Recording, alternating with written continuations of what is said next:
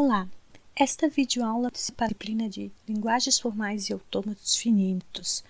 Nesta videoaula falarei sobre autômatos de pilha. Um autômato de pilha é basicamente um autômato finito, não determinístico, com transições vazias, ou também conhecidas como epsilon transições. Então, imagine um autômato com seu conjunto de estados e seu conjunto de transições. Além disso, possui um recurso adicional que é a pilha, onde podem ser armazenados símbolos da pilha. Aqui embaixo nós temos a representação do autômato de pilha, onde nós temos um conjunto de estados, que vão ter suas transições para trocar de estados e fazer a aceitação ou não de uma determinada entrada. E aí ele conta com esse recurso da pilha, que é onde ele pode armazenar informações. Essas informações a gente fala que são os símbolos da pilha. Então, o autômato de pilha, ele tem uma memória. Então, ele consegue armazenar informações sobre o que ele já viu, sobre elementos que já tenham sido vistos na entrada. E aí isso dá um poder de computação muito maior que o autômato finito para o autômato de pilha. Os autômatos de pilhas, eles são usados para implementar as gramáticas. A ideia, o conceito por trás do autômato de pilha é utilizado na implementação de gramáticas livres de contextos, que permite criar as linguagens de programação. E essa implementação a gente vai ver numa outra videoaula, que a gente vai focar em entender como que funciona o autômato de pilha. Então, o autômato de pilha, aqui eu coloquei do lado direito uma representação gráfica de como que é esse autômato, um desenho para ilustrar. Então eu tenho aqui no meio, nesse amarelo, o estado que o autômato se encontra atualmente, ele tem lá o seu conjunto de estados, suas transições, como a gente representa lá no diagrama de autômatos. Então aqui eu vou representar apenas o estado corrente. E aqui acima a entrada, apontando aqui o autômato para a posição que ele está lendo naquele momento da entrada. E abaixo está apontando a pilha, a pilha onde são armazenadas as informações, para o controle desse autômato de pilha. Esses símbolos que são armazenados na pilha, a gente chama símbolos da pilha. A gente pode armazenar, pode ler ou remover elementos dessa pilha. Funciona exatamente como uma pilha, então sempre vejo o último elemento da pilha, o que está no topo, e posso empilhar e desempilhar elementos. Além de eu ler os símbolos da entrada, eu também posso ler vazio, eu posso não ler nenhum símbolo na entrada, então eu posso aceitar também aqui a cadeia vazia da minha entrada. Então aqui é a entrada, onde eu vou ler da esquerda para a direita, todos os elementos, e seguindo as minhas transições para saber o que eu devo fazer, qual estado que eu devo ir. Aqui vai demonstrar o estado corrente, o estado que eu me encontro naquele momento, no processamento daquele autômato de pilha, e aqui os símbolos que estão gravados lá na minha pilha. Eu sempre vou estar olhando para o topo da pilha. Aqui uma definição formal, então, do autômato de pilha.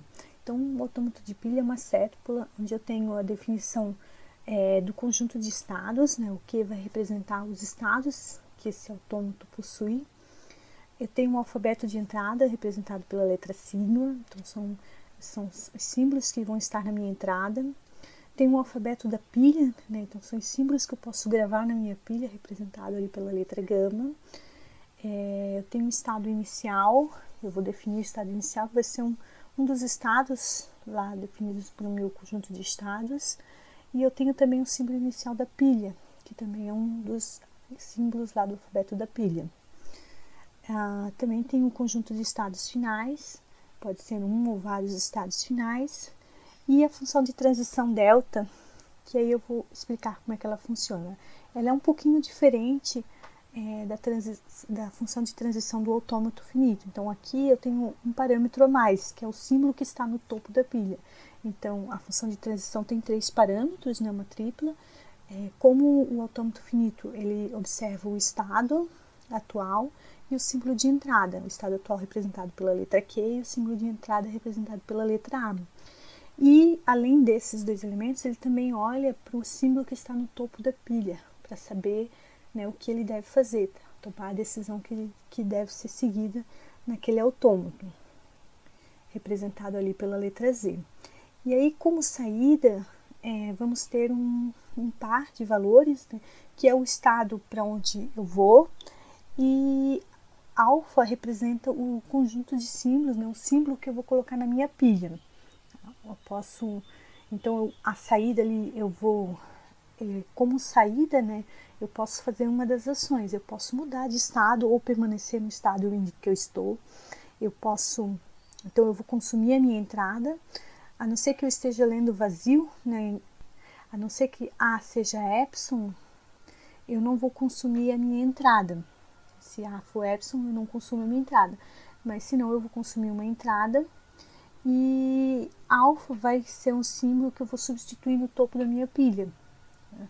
Eu posso apenas substituir o elemento que está no topo, mas eu também posso acrescentar mais elementos além de um símbolo no topo, né, e substituir aquilo que está no topo. Então, alfa vai ser uma cadeia de símbolos da pilha que vão ser colocados na pilha, sendo que o elemento mais à esquerda vai ser o que vai ficar no topo da pilha. Então, aqui vou fazer um exemplo para ilustrar esse funcionamento do autômato de pilha. Então, aqui eu criei um autômato de pilha para a linguagem 0 na N, 1 na N, onde N é maior ou igual a 1. Então, isso aqui é uma linguagem formada pelos caracteres 0 e 1 balanceados, né? Então, tem o mesmo número de 0 e o mesmo número de 1. Com o autômato de pilha, eu consigo fazer essa implementação e validar e aceitar uma determinada cadeia ou não para essa linguagem. Então, como é que eu defini esse meu autômato? Então, aqui eu tenho a definição dele, né? Então, eu tenho um conjunto de estados que eu vou utilizar, eu defini ali 3 estados, P, Q e F. Então, P eu vou usar para fazer a leitura dos zeros, enquanto não vê nenhum 1. Eu vou ficar nesse estado 0. Aí, quando eu ver o meu primeiro 1 na minha entrada, eu vou mudar para o estado Q. E aí, quando eu estiver pronto para terminar, né, quando eu tiver terminado de fazer a minha leitura, eu vou para o estado F, que é o meu estado final. Então, o meu alfabeto de entrada é 0 e 1. O meu alfabeto da pilha é o X e o Z0. O Z0 vai ser o meu símbolo inicial da minha pilha. E tenho a minha função delta, que eu já vou definir. O meu estado inicial é o P. O meu estado inicial da pilha é o Z0. E o meu conjunto de estados finais aqui tem apenas um estado, que é o F. Então, essa é a definição do meu autômato. E agora falta definir, então, as funções de transição delta. Então, aqui eu coloquei um conjunto de funções de transição, lembrando, então, que é uma tripla, né? Aqui eu vou definir o estado que eu estou, a minha entrada e o símbolo que eu espero que esteja no topo da pilha. E a saída vai me dizer o estado para o qual eu vou mover, né? Eu posso permanecer no mesmo estado, mudar de estado, e os símbolos que eu vou colocar no topo da minha pilha. Aí se eu tiver apenas um elemento aqui, né, se tivesse apenas um X aqui na saída, então apenas manteria o mesmo símbolo que estivesse no topo da pilha. Se tivesse, aqui tinha um Z0, né, se tivesse aqui apenas um X, então substituiria o Z0 por X. Mas como tem um X e um Z0, então na verdade eu vou manter o Z0 e vou acrescentar um X no topo da pilha. Então o elemento que está mais à esquerda fica no topo e os outros elementos ficam abaixo. Aqui nessa outra transição, então eu estou no estado Q0, tem um 0 na entrada e já tem um X no topo da pilha. E aí eu permaneço no estado Q0 e acrescento mais um X no topo da pilha, certo? Então aqui eu mantenho um X que já existia e acrescentei mais um no topo da pilha. Aqui, quando apareceu o Epsilon na saída, como essa transição, onde eu estou no estado Q0, eu vi um 1, e aí tem um X no topo da pilha. Então, aí eu mudo para o estado P, como eu falei quando eu vi o primeiro 1, eu vou mudar para um outro estado, que é o estado P. E aí, aqui, no lugar do alfa, em vez de eu ter um símbolo da pilha, eu tenho um epsilon. Isso significa que eu vou desempilhar um elemento da minha pilha. Então, eu vou remover esse elemento que está no topo da pilha e mais nada, não vou acrescentar mais nada. E aqui as outras transições, né, para complementar, né, então como eu mudei para o estado P agora, né, eu tenho a mesma transição, só que agora com o estado P. E no final, quando eu não tenho mais nada para ler na entrada, e na pilha tem apenas o Z0, né, que marca o fim da minha pilha, eu posso então ir para o estado final e mantenho aquele Z0 lá para marcar o final da minha pilha. Então veja que esse Z0, né, ou qualquer símbolo que eu queira utilizar ali na minha pilha, é para marcar o final da pilha, justamente para eu poder fazer essa transição para mudar para o meu estado final. Né? Então eu não tenho mais zeros e uns para processar, né? Eu sei que eu terminei a minha entrada e eu só cheguei ao final da minha pilha. Então eu sei que nessa situação eu posso ir para o estado final. Então vamos ver como é que fica o processamento. Então aqui eu fiz uma ilustração para mostrar como é que vai ser o processamento desse autômato para uma determinada entrada. Então eu coloquei aqui no meu exemplo os símbolos de entrada, né? Então aqui eu vou ter 3 zeros e 3 uns, então essa seria uma entrada válida para a minha linguagem, né? Porque está balanceada. E aí eu começo no estado Q e a minha pilha começa apenas com o símbolo inicial da pilha, que é o Z0. E apenas isso ela deve ter. E aqui do lado estão as minhas transições para a gente ir acompanhando. Então o primeiro passo que eu tenho que fazer é achar qual transição que eu vou aplicar. E nesse caso eu vou usar a primeira transição, porque eu estou no estado Q, eu tenho um 0 na minha entrada, que é esse aqui, e o símbolo no topo da pilha é o Z0. E aí o que eu devo fazer? Então eu devo manter, né, o estado Q, eu vou continuar nesse estado, e vou deixar na pilha o X e o Z0, ou seja, eu vou apenas empilhar o X. Então, eu vou ficar nessa forma. Então, aqui eu já consumi uma entrada e a minha pilha fica nessa forma. Então, eu tenho o Z0 e o X. Aqui do lado, eu vou demonstrar como são as descrições de instantâneos. A gente chama de IDs. É uma forma, uma notação que se utiliza para descrever essas transições do autômato de pilha. Que fica de forma prática, né, para a gente visualizar essa sequência de passos que a gente dá para aceitar ou não determinada entrada. E como é que funciona? É uma tripla também, né, um ID, onde eu tenho o estado que eu estou atualmente, a cadeia de entrada e os símbolos da pilha. Então aqui vão aparecer todos os símbolos da pilha. Inicialmente eu tinha apenas o Z0. Aí houve uma transição. E aí agora eu estou nessa nova situação. Continuei no estado Q0, a minha entrada mudou, né? Diminuiu um caractere, um símbolo. E essa aqui é a minha nova situação da pilha. Esse símbolo aqui, então ele define, né? Ele ilustra essa transição, essa mudança de estado do meu autômato de pilha. Então ele denota, né, essa transição que aconteceu entre uma situação, entre um estado e outro estado. A gente utiliza esse símbolo para demonstrar essa transição, essa troca de estados. E eu também posso usar esse símbolo com um asterisco acima para falar que ocorreram várias, né, nenhuma ou várias transições entre um estado inicial e um estado final. A gente já vai usar um exemplo assim mais adiante. Então agora, prosseguindo, né, qual seria a minha próxima transição que eu devo usar para continuar fazendo a minha análise do meu autômato? Então ali na minha tabelinha, a próxima transição seria essa, porque agora eu não tenho mais um Z0 no topo da pilha, eu tenho agora um X. E aí, então eu quero continuar empilhando o X, e aí eu vou deixar o que tá lá, que já estava no topo da pilha, e vou acrescentar mais um X. Então essa é a minha nova situação. E aqui também os IDs eu vou alterando. Então agora, né, diminuiu a minha entrada e aumentou aqui o tamanho da minha pilha. Então o ID aqui ele representa, né, de forma escrita exatamente aquilo que está acontecendo na minha pilha. Então agora a próxima transição, né, eu continuo seguindo a mesma transição, onde eu vou só empilhar mais um X. Tá? E agora, então eu não tenho mais zeros para ler, eu tenho uns para ler. E aí o que eu devo fazer? Na forma como eu defini esse meu autômato de pilha, eu vou agora desempilhar os meus X, e aí a intenção é que eu desempilhe um X para cada um que eu encontrar. Se acontecer isso, quer dizer que eles estão balanceados. Se eu tiver só 2 uns, por exemplo, vai sobrar um X na minha pilha e aí eu não vou conseguir chegar ao estado final. Então daí eu não aceito aquela minha cadeia.